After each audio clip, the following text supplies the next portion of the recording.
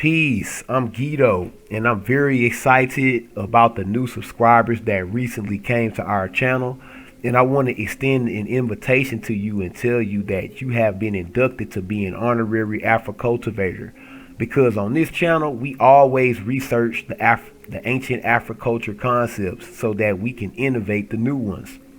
On this video, I want to attempt to bridge the gap between Afro descendants from Africa North and the descendants of Africa south of the Sahara, in old times called Bilad as-Sudan in English. It will be rendered to the land of the blacks.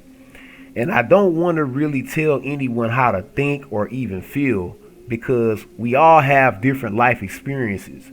But here in the West, the term racism has been used very loosely in order to pander to the African American community, whether they know it or not. The overuse of the term racism has been abused to the point where even historical discussions can sometimes be fruitless when dealing with the wrong type of people on the topic at hand. But I must say that history is not really meant for entertainment purposes in its original sense, but it was and still is used as the material that man has historically used in order to build his playbook into the future. When it comes to politics, economy, weather, finances, and even interpersonal relationships, we always implement some form of history in our lives in order to prepare ourselves for the next move we make in the future, with the few exceptions of some individuals. So when dealing with true research and attempting to have a true understanding of history, one must learn to adapt and be able to accept the good and the bad. So today we will be discussing the diverse relations between Africans north and south of the Sahara Desert, that is, by bringing out a few times they had interactions and trying to understand the depth of those interactions. Before we get started, it's No Shave November, guys. I know y'all trying to stay warm, so you might want to go ahead and cover up with a thick and cozy beard before you end up freezing your face off and then it turns purple by hitting that Etsy link I'll post it in the description below. First, let's talk about something Elijah Muhammad called quote-unquote Euro-Africanist paradigm. According to him, this term can be described as the inherited religious Orientalist colonial paradigm that European Africanists have preserved in present-day secularist post-colonial Anglophone African historiography. African and African American scholars also bear some responsibilities in perpetuating this European Africanist preserved paradigm. And you know this is true, guys. I see it repeated on social media all the time. I even get called racist when I assert that our Amazighan brothers are indeed indigenous Africans. First, let's get past the fact that archaeological finds prove that people from the darker skinned ethnic groups of Africa did in fact live further north of the Sahara, especially around the old African Neolithic. And it is said across the board that they were starting the process of living an agro-pastoral lifestyle around 4000 BCE. And remnants of the darker ethnic groups have been in the area all the way down to the ancient empire of Ghana and the empire of Mali. Some sources claim that Labiko Amazigh groups came over to the western Sahara around 3000 BCE from the eastern Sahara region, sometimes considered Garamintes, which is basically modern-day Libya and western desert of Egypt, that is. The desertification of the Green Sahara and the emergence of strange and unknown populations appearing in those regions, one could almost guarantee that would be the cause of mass migration southward below the Sahara, especially leading an agro-pastoral lifestyle which demands seasonal rain and green pastures. This perspective is shared across the board today in the academic community. But let's go ahead and get started. Here's a couple histories exposing the pre-colonial contact between the two regions, despite the attempt by some scholars to separate Africa racially. The first on my list will be ancient Wagadu called Ghana by the Amazigh. By the time of its origin, the area was possibly populated by Amazigh and Soninke people. And if you read several sources about ancient Ghana, you find out the king lived in a place called Aldagust, just north of Ghana, which was a town inhabited by Amazigh simultaneously. The Soninke oral accounts say that when the city of Ghana was founded by conquest, the leader was a man named Dingasise, the first of the Hanas, or warrior kings. And he won many battles and rid the land of the enemy, which was probably settled Amazigh in the region, because it was said by al-Bakri that the people of Aldagust recognized the authority of the king of Ghana. Here al-Bakri said, quote unquote, in the year 1054 through 55, Abdullah ibn Yassin invaded the town of Aldagust, a flourishing locality in a large town containing markets, numerous palms, and henna trees.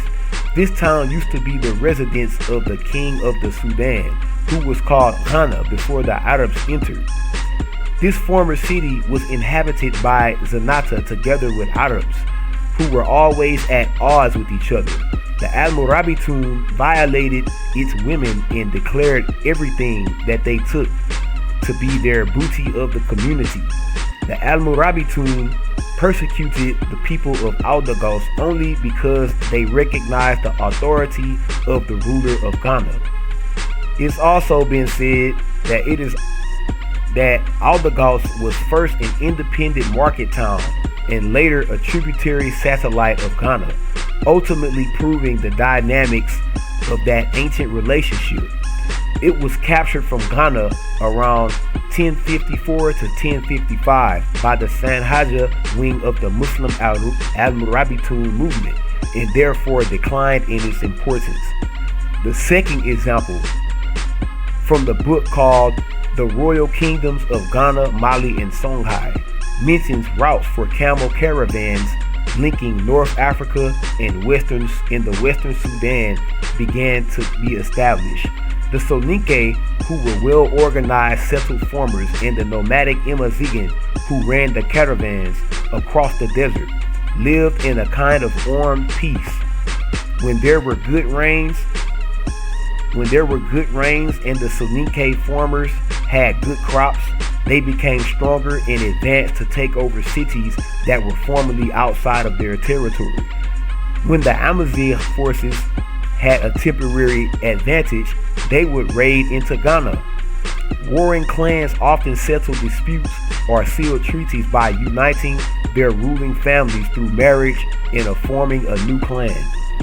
My third on the list, the ancient city called Mecca, was a Sahelian market city just north of Timbuktu that was said to have a mixed population, possibly cultural influence from North Africa as well as cultural influence from south of the Sahara. For example, the excavations suggest that evidence from trans-Saharan and other long-distance connections, glass, copper, semi-precious stones, sub-Saharan pottery, and wheat, as well as elaborate permanent architecture, most likely date back to at least 900 CE.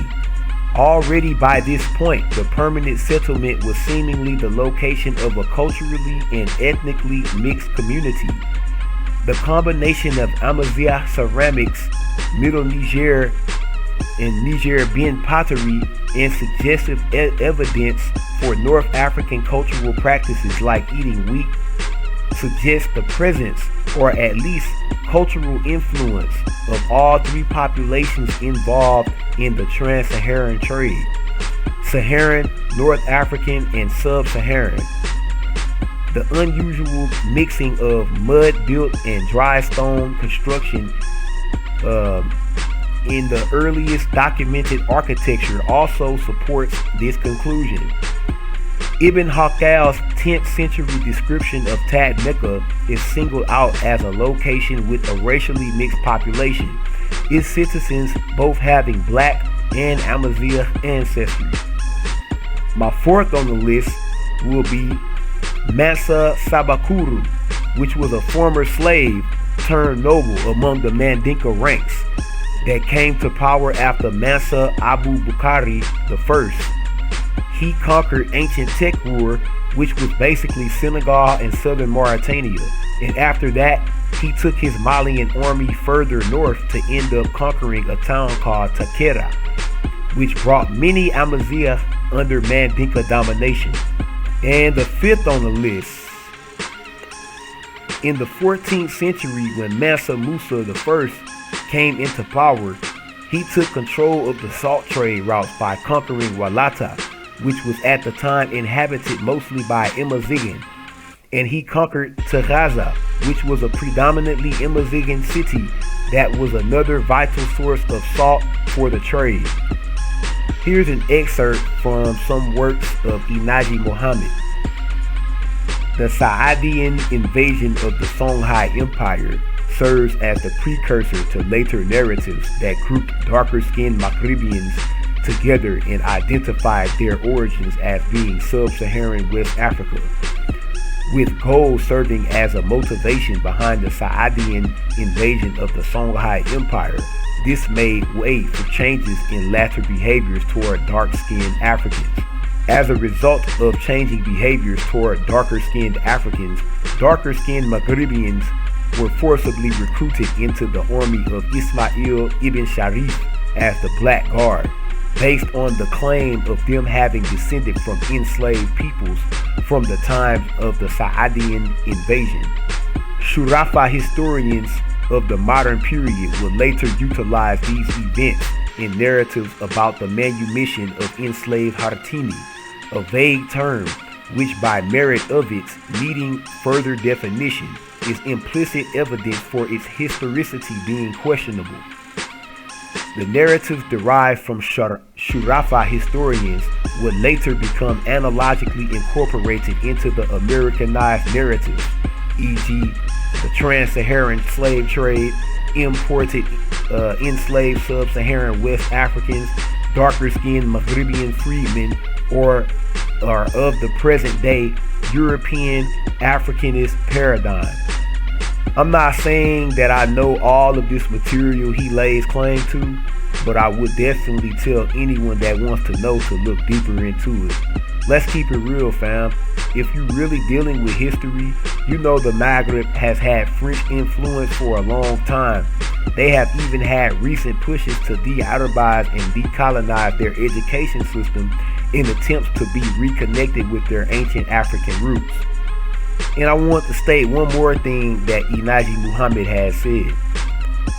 Rather than continuing to rely on the faulty present-day European Africanist paradigm, Muhammad recommends revising and improving the current Africanist paradigm, e.g. critical inspection of the origins and introduction of the present characterization of the Saharan caravan, reconsideration of what makes the trans-Saharan slave trade within its own context in Africa distinct from the transatlantic slave trade, realistic consideration of the experiences of darker-skinned Maghribians within their own regional context.